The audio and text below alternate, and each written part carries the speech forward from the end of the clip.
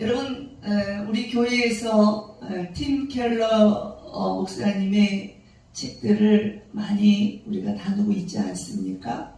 그 중에 이 팀 켈러의 고통에 답하다라고 하는 그 책에서 보면 우리가 이 고난을 당할 때에, 어려움을 겪을 때에 어떤 사람은 신앙을 떠나거나 어떤 사람은 하나님을 만나거나, 다시 말해서 크고 작은 고난이 우리의 삶에 맞닥뜨릴 때에 이 고난으로 어떤 사람은 신앙을 등져버리는 사람이 있는가 하면 누군가는 살아계신 하나님을 만난다, 이 말입니다. 어떤 사람은 예수를 믿기는 해요. 그런데 그냥 예수님을 믿기로 인정하는 사람이 있어요.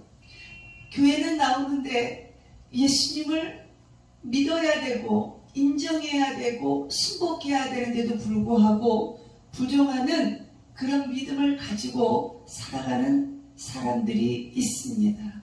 저와 여러분은 어려움을 겪을 때에, 고난을 겪을 때에 주님을 혹시 만나셨습니까? 어떻습니까?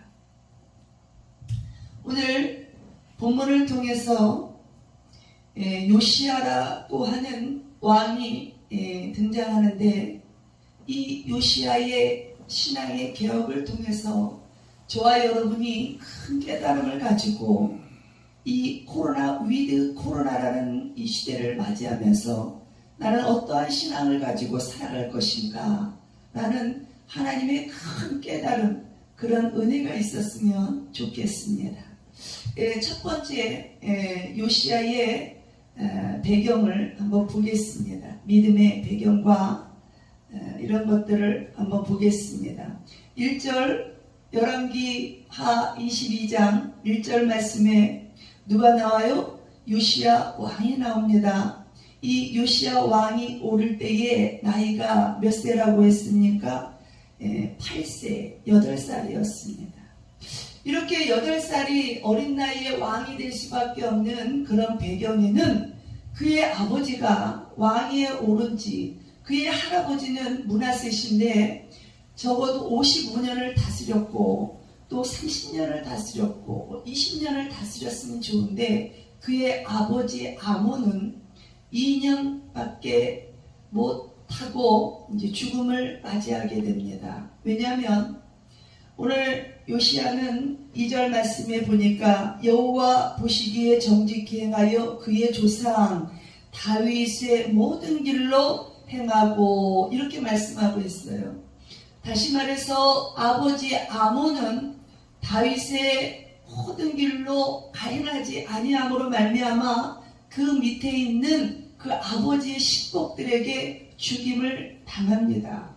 그래서 이제 요시야 왕은 몇 세에 왕으로 등극했다고요? 8세의 왕으로 등극을 했습니다. 그런 요시야가 어떤 사람인가 라고 성경은 말씀할 때에 그는 하나님 보시기에 정직히 행하고 그 조상 다윗의 모든 길로 행하고 좌우로 치우치지 아니하였다고 말씀하고 있습니다. 여러분, 이 시대는요 좌우로 치우치는 일들이 얼마나 많습니까? 세상은 나날이 달라져가고 변하고 있는 그런 세상에 과연 우리가 신앙을 좌우로 흔들리지 않고 갈 수 있겠냐는 거예요. 좌우로 치우친다라고 하는 것은 수르라는 뜻으로 빗나가는 거예요. 좌우로 치우친다라고 하는 것은 옆으로 벗어나는 거예요. 무엇을 하지 않고 그냥 두는 것조차도 우리가 분명히 무언가를 해야 되고, 우리가 예배를 드려야 되고, 우리가 그 구역 예배를 드려야 되고, 우리가 함께 모여서 하나님을 찬양하고 금요기도에는 금요기도를 해야 되는데도 불구하고 하지 않고 두는 것 또한도 우리가 뭐다? 좌우로 치우치는 거예요. 또 하나는 우리가 좌우로 치우친다는 것을 외면하는 것. 나도 살기 힘든데 나보다 더 어려운 사람 이제 돌보지 않는 이런 외면하는 것. 이런 것이 다 뭐다? 다 뭐예요? 좌우로 치우치는 거예요. 그런데 이 요시야 왕은 그렇지 않았다는 것. 그의 아버지를 보면 그의 아버지는 그렇지 않으므로 사람들이 반역을 한 거거든요. 이 반역하다라고 하는 것은 마땅히 하나님의 법도를 벗어나서 억울한 길로 빠짐으로 말미암아 그의 신복들이 그의 아버지를 죽여버렸어요. 그래서 이제 요시야가 왕에 오를 때가 8세라 이렇게 이야기하면서 그의 어머니에 대해서 이야기를 하고 있습니다. 사실 그의 아버지의 아버지 요시야의 할아버지는요, 므낫세 역대 가장 악한 왕으로 우상을 섬김으로 하나님의 보시기에 아주 악을 행한 그런 사람이었어요. 물론 그의 할아버지는 말년에 하나님 앞에 회개하고 다시 돌아와서 왕위로 오르는 그런 것을 갖고 왔단 말이에요. 그런데 그의 아버지 요시야의 아버지가 그 모습을 보고 자기도 돌이켜서 그렇게 조상 다윗의 길로 모든 길로 행했다 그러면 그의 신복들이 그를 죽이지는 않았지 않겠습니까? 요시야가 할아버지 통치 55년과 또 아버지의 통치 2년 해가지고 57년 동안의 습관이 되어진 그런 잘못된 신앙과 가치관의 변화가 쉬웠겠냐고요. 그렇지 않다는 거예요. 오늘 우리가 기억해야 될 것이 있습니다. 요시야는 할아버지 므낫세덱에서 또 아버지 아몬에게서 아무것도 배울 것이 없지 않았겠습니까? 그런데 그는 그럼에도 불구하고 절대 기준이 되는 하나님의 이 말씀을 통해서 개혁의 원칙을 세우고 그 말씀 앞에 자기를 세웠다는 것이에요. 오늘 이 세상의 풍조에 우리가 휩쓸릴 수밖에 없는 그런 문화에 접촉하고 이러한 때에 우리 또한 말씀 앞에서 원칙을 세우고 하나님의 말씀 앞에서 자신을 무던히 세워가지 아니하면 우리는 좌우로 치우칠 수밖에 없는 그런 삶을 살 수밖에 없습니다. 오늘 우리 이제 주변에 내담자의 자녀들도 많이 있습니다. 또 저 또한 우리의 자녀가 있습니다. 그런데 우리 자녀들이 우리의 이 땅에 사는 모든 자녀들이 나는 우리 엄마처럼 안 살 거야, 우리 아빠처럼 안 살 거야, 이런 것도 참으로 중요하죠. 왜? 뭘 생각했어? 인식을 했다 이 말이에요.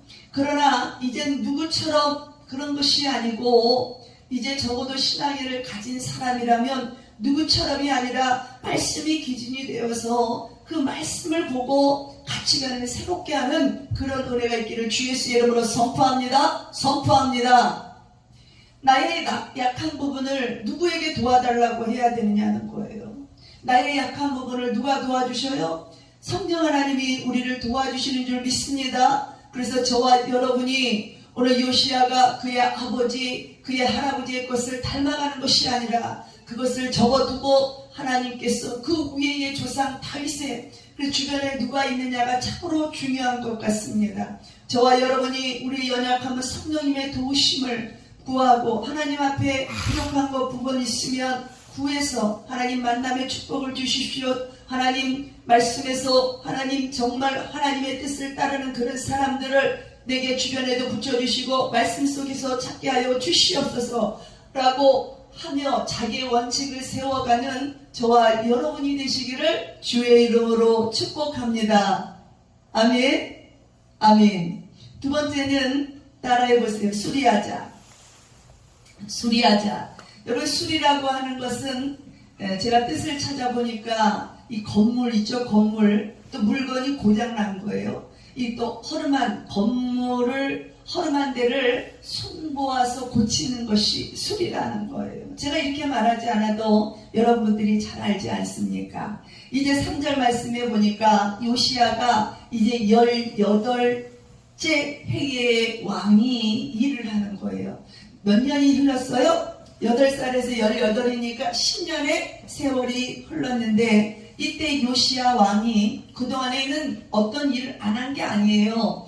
그의 아버지 할아버지가 쌓아놓던 산당을 제거하고 우상을 제거했습니다. 이제 왕이 서기관 사관에게 부르는 거예요. 그러면서 여호와의 성전에 보내면서 말합니다. 대제사장 힐기야에게 보내는 거예요. 그러면서 뭐라고 그러냐면 백성들이 성전에 올라오잖아요. 다시 말해서 성전에 올라와서 하나님 앞에 드리는 그런 돈을 가지고 5절 우리 한번 읽어보겠어요. 시작. 여호와의 성전을 맡은 감독자의 손에 넘겨 그들이 여호와의 성전에 있는 작업자에게 주어 성전에 부서진 것을 수리하게 하되. 아멘. 할렐루야. 다시 말해서 성전에 부서진 것을 뭐하게 한다고 그랬어요? 수리하게 한다는 거예요. 고장난 것, 허름한 것을 손보아서 고치는데 거기에 그냥 말로만 하는 것이 아니라 목수, 건축자, 미장이 이런 사람에게 돈을 주어서 제목이라고 하는 것은 나무를 말하는 거예요. 나무와 다듬은 돌을 샀다 이거예요. 그냥 돌을 아니고 다듬은 돌을 사서 무엇을 하게 명령을 했느냐? 성전을 수리하라. 아멘. 저와 여러분이 부서진 곳이 있습니까? 저와 여러분들이 보수할 곳이 있습니까? 저와 여러분들이 고쳐야 될 것이 있습니까? 오늘 요시야 왕이 개혁하는 데에 있어서 반드시 하고 넘어가야 될 부분이 이런 부분이기 때문에 저와 여러분도 보수하고 개혁하고 고치고. 할렐루야. 그래서 이런 말씀을 통해서 은혜의 교회에 망가진 부분 없는가, 또 고쳐야 될 부분이 없는가. 여러분들이 알다시피 저희가 리모델링을 했잖아요. 그치요? 네, 크게 리모델링을 한 건 아니에요. 장의자를 좀 치우고 개인 의자를 좀 갖다 놓고 마음껏 여러분들이 와서 기도할 수 있도록 앉아서 기도할 수 있는 앞에 이렇게 좀 깔아놓고 뒤에는 좀 이렇게 칸을 막아서 여러분들이 편안하게 쉼을 얻는 그런 곳을 회복할 수 있는 그런 편안함을 줄 수 있는 그런 곳을 이쁘게 좀 꾸미는 이런 작업을 했다 이 말이에요. 하고 나니까 얼마나 기쁘고요 감사한지 모릅니다. 저는 예전에 이런 말을 들어본 적이 있습니다. 부서진 것을 수리하고 고치지 않으면 재수가 없다는 거예요. 그런 말을 들어봤는데 오늘 성경은 뭐라고 말해요? 부서진 것을 수리하고 또 목수를 부르고 건축자를 불러서 제목과 나무와 다듬은 돌을 사서 성전을 수리함으로 얻는 재수를 얻는 것이 아니고 우리에게는 무엇이 기준이 되어 있어요? 말씀이 기준이 되어 있다 이거예요. 할렐루야. 우리가 성경을 읽다 보면 그렇구나 이런 말씀이 오늘 들었어. 그러면 내 주변을 둘러보고 내가 정말 고쳐야 될 것이 무엇이고 망가져야 될 것이 무엇인지, 육신으로서는 우리의 약함은 무엇인지, 우리 여러분 병든 것이 있고 내가 답답한 것이 있고 그러면 여러분 때로는 하나님께서 고쳐주시는 그런 은혜들이 있습니다. 그런데 이 시대는 하나님을 누굴 두셨어요? 병원을 두고 의사를 두었기 때문에 하나님께서 그런 손을 두신 거예요. 그래서 찾아가야 돼요. 여러분 연말 되면 건강검진을 할 때가 되지 않았습니까? 그래서 저는 이번 주에 저도 미루었는데 이번 주에 우리 부부가 건강검진을 다 받아야 될 때에 이제 이거를 꼭 이번 주에 실행을 해야 되겠다. 여러분 듣고 실행할 때에 결과는 여러분이 더 잘 알지 않습니까? 또한 우리가 이런 말이 있습니다. 이미 늦었다고 할 때가 가장 빠르다는 말도 있지 않습니까? 혹시 영성이 살아나기를 원하고 깨어있기를 원하십니까? 뭔가에 눌려있고 기도가 안 되는 성도가 있습니까? 교회를 가야 되는데 하고 생각은 있는데 행동을 하지 않는 것은 없습니까? 오늘 저와 여러분이 교회의 자리에 오셔서 기도할 때에 여러분 눌려있어. 그러면 하나님께서 지혜를 주셨는데 눌려있는 자에게, 기도 안 되는 자에게 이 자리에 오시면 제가 그 방법을 알려줄 거라 이거예요. 아멘.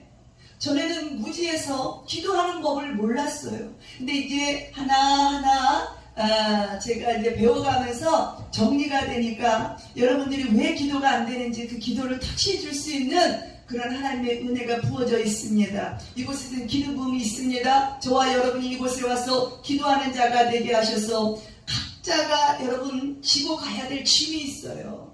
각자가 지고 가야 될 짐이 있단 말이에요. 그 짐은 병사와 같은 프로티온이라는 뜻을 가진 각자가 무거워도 자기가 지어야 될 짐이 있어요. 이거는 그 짐을 자기가 지고 갈 때는 자기가 성장하기 위해서 지고 가야 될 짐이 있습니다. 그런데 무겁고 짓누르고 힘들고 어마어마한 큰 짐은 이거는 누가 져줘야 돼? 서로가 져줘야 돼요. 그래서 이번에 우리가 리모델링을 할 때에 아버지 제가 하기로는 너무 힘듭니다 라고 기도할 때에 누군가가 생각났더니 흔쾌히 도와줘서 무겁고 큰 힘을 서로가 져줬을 때에 그리하여 갈라디아서 6장 2절 말씀에 그리하여 그리스도의 법을 성취하라. 할렐루야.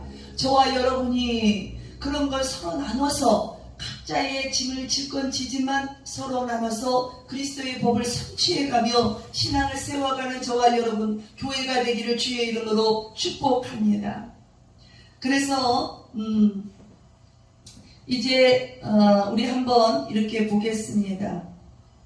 6절 말씀에 보니까 7절을 한번 보겠습니다. 그러나 그들의 손에 맡긴 은을 회개하지 말지니 이는 그들이 진실하게 행함이라. 아멘. 그러므로 말미암아 하나님 앞에 영광을 돌리는 그런 은혜가 있습니다.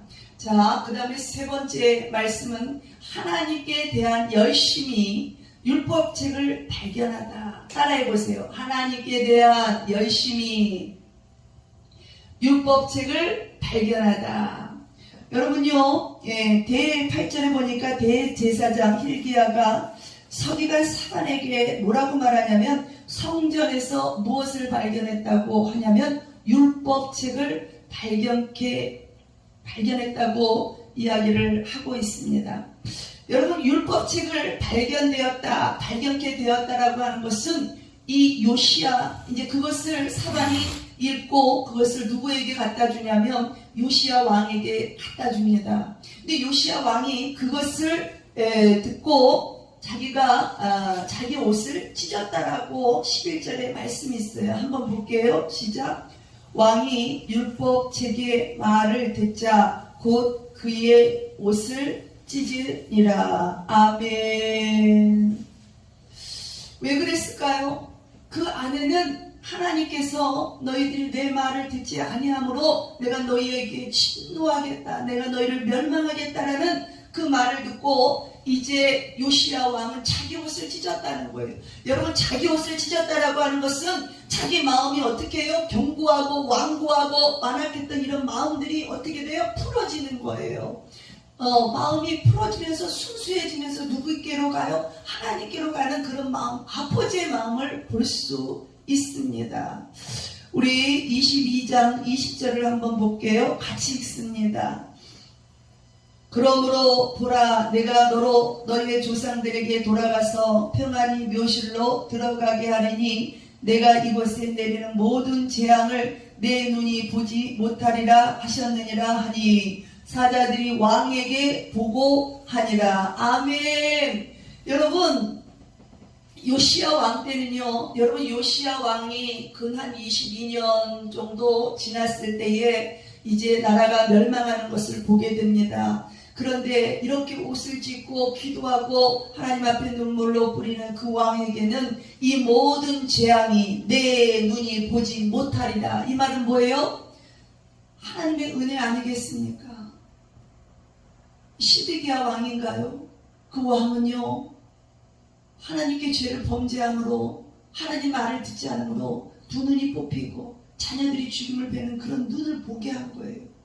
그것처럼 얼마나 고통이겠습니까? 그런데 요시야에게는 하나님께서 뭐라고 말씀하느냐? 재앙을 내 눈이 보지 못하리라. 일찍 죽게 만들었어요.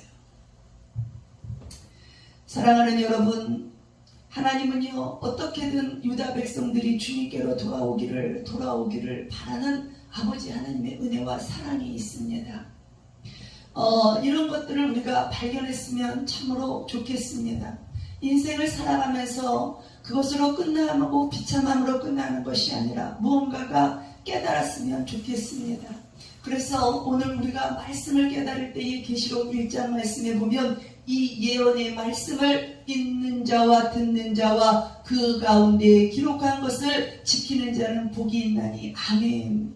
우리의 삶에 살아가면서 지키기 어렵습니다. 읽기 어렵습니다. 기록한 것을 지킨다는 게 참으로 버거울 때가 참으로 많습니다. 그럴 때마다 좌절하고 낙담하는 것, 미약함을 보이는 것이 아니라 성령 하나님을 초청해서 늘 주님을 의지할 때에 예수 이름으로 우리 모두가 넉넉히 이기는 그런 은혜가 있는 줄 믿습니다. 아멘. 그래서 하나님의 말씀은 우리의 발의 등이라잖아요. 우리의 길의 빛이라잖아요.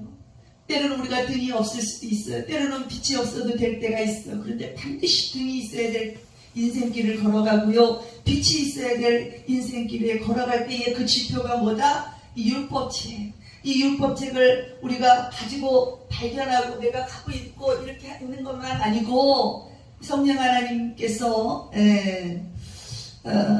우리를 붙잡아 주시는 줄 믿습니다. 오늘 세상적인 도덕이 있고요. 윤리가 있고 상대를 보게 하지만 우리의 자신을 들여다볼 수 있는 것은 말씀의 거울을 비춰서 볼 수 있는 것은 우리가 이 말씀인 줄 믿고 여러분 이번 주에는 한 10장씩 어떤 사람은 5장씩 이렇게 3장씩 한번 읽어보지 않겠습니까? 그래서 성경은 오직 의인은 무엇으로 산다? 믿는 믿음으로 사는 줄 믿습니다. 요시아가 유다 백성들에게 은혜의 여지를 남겼을 때에 선지자 훌다에게 이렇게 물었을 때에 사자가 그렇게 요시아 왕에게 이렇게 하지 않습니까? 저와 여러분이 하나님 앞에 울어야 돼요. 저와 여러분이 하나님 앞에 울어야 되는 줄 믿습니다. 저와 여러분이 아픔이 있습니까? 그 아픔을 기도로 풀어내야 됩니다. 저와 여러분이 죄가 있습니까? 그 죄를 회개를 하나님 앞에 와서 울고 풀어야 됩니다. 하나님은요 상한 심령을 기뻐하시는 줄 믿습니다. 오늘 시편 51편에 있는 말씀 두 구절을 찾아보고 마무리를 지으려고 합니다. 우리 시편 51편 같이 읽습니다. 시편 51편 11절 말씀. 시편 51편 11절 말씀. 다윗은 그렇습니다. 11절 말씀에 나를 주 앞에서 쫓아내지 마시며 주의 성령을 내게서 거두지 마소서. 아멘. 여러분 다윗이 죄를 지었을 때에 자기의 연약함을 보고 하나님 앞에 뭐라고 말씀하고 있습니까? 주 앞에서 쫓아내지 마시고 나를 주 앞에서 쫓아내지 마시고 주의 신을 주의 성신을 내게서 거두지 마옵소서. 우리가 이 믿음을 가지고 오늘 17절 한 번 더 읽겠습니다. 하나님께서 구하시는 제사는 상한 심령이라. 하나님이여 상하고 통회하는 마음을 주께서 멸시하지 아니하시리라. 아멘. 우리가 상하고 통회하는 마음으로 주님 앞에 나아갈 때에 주께서 우리를 멸시하지 않는다잖아요. 우리의 죄 가운데 놓여 있습니까? 우리의 눌림 가운데 있습니까? 이 상처 가운데 있습니까? 주님 앞에 나와서 기도할 때에 성령 하나님의 강력한 기름 부음으로 저와 여러분의 멍에가 꺾이는 그런 은혜가 있는 줄 믿습니다. 그렇습니다. 요시아는 좌우로 치우치지 않았습니다.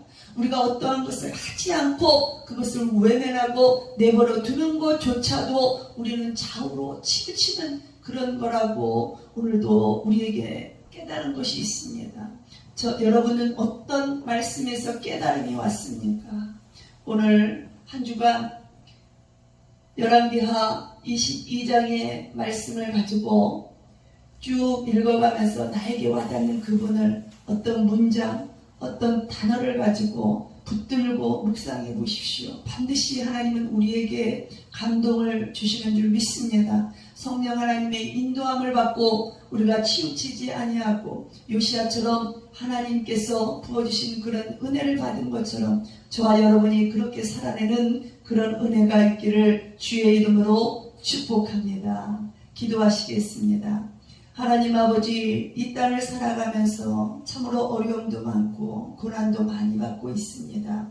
그럼에도 불구하고 기뻐하고 넉넉히 이길 수 있는 것은 우리에게는 오직 예수 그리스도가 우리와 함께 하시는 줄 믿습니다. 우리의 모든 죄도 예수 그리스도의 이름으로 선포하고 나아갈 때에 하나님 우리에게 이길 수 있는 믿음도 허락하여 주시는 줄 믿습니다. 오늘 말씀에서 우리의 속죄들을 아버지 잘 따라갈 수 있도록 말씀을 터무시하는 것이 아니라 늘 말씀이 가까이 하여서 우리가 성령 하나님의 음성을 주여 듣게 하시고 그대로 순종하여서 멋지게 살아내는 우리 모두가 되게 하시고 우리 교회가 되게 하시고 우리 성도가 되게 하시고 유튜브로 보는 모든 분들이 되게 하여 주시옵소서. 예수님의 이름으로 기도드리옵나이다. 아멘.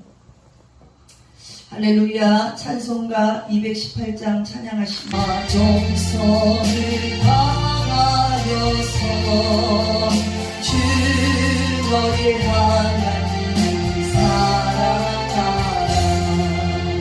내 몸을 아끼고 사랑하듯 형제와 이웃을 사랑하라. 주께서 우리에게 명하시니 그 명령 따라서 살아가는 널 미워 해치는 원수라도 언제나 너 그렇게 사랑하라. 널 핍박하는 자 위에서도 진실한 마음으로 복을 빌라. 주께서 우리에게 명하시니 그 명령 따라서 살아가리. 나 항상 주님을 멀리하고 형제를 사랑하지 못하였다.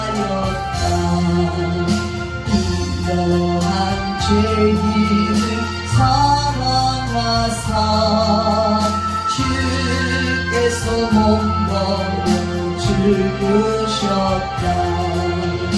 속죄의 큰 사랑 받은 이모 내 생명 다 바쳐 주